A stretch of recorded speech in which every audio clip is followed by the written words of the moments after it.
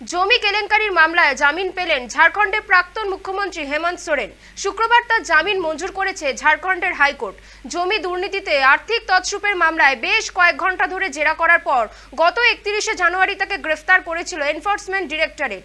তারপর থেকে রাঁচির বিরসা মুন্ডা কেন্দ্রীয় কারাগারে বন্দী ছিলেন তিনি।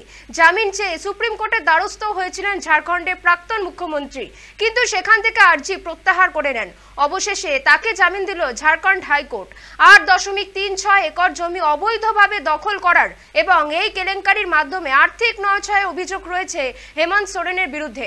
বৃহস্পতিবার ভিডিও কনফারেন্সের মাধ্যমে রাঁচির বিশেষ আদালতে হাজির করা হয়েছিল হেমন্ত সোরেন সহ এই মামলার 11 জন অভিযুক্ত ব্যক্তিকে। ইতিমধ্যে এদের বিরুদ্ধে আদালতে চার্জশিট দাখিল করা হয়েছে। পরবর্তী শুনানি হওয়ার কথা 11ই জুলাই। তার আগেই হেমন্ত সোরেনের জামিনের আবেদনের ভিত্তিতে তাকে জামিন দিল ঝাড়খণ্ড হাইকোর্ট। ভানুপ্রতাপ প্রসাদ নামে এক ব্যক্তিকে গ্রেফতারের মধ্য দিয়ে সূত্রপাত হয়েছিল এই মামলার। 2023 সালে বাদগাইন এলাকায় ভূমি রাজস্ব পরিদর্শক ছিলেন তিনি ওই এলাকায় একটি জমি দখলের সিন্ডিকেট চালাতেন বলে অভিযোগ রয়েছে।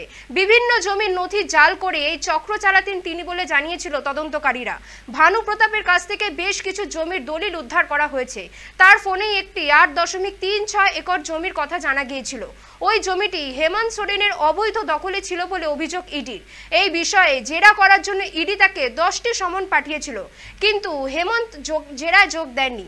তারপরই তাকে গ্রেফতার করা হয়। 5 মাস পরে জেল মুক্তি হেমন্ত সোরেনের।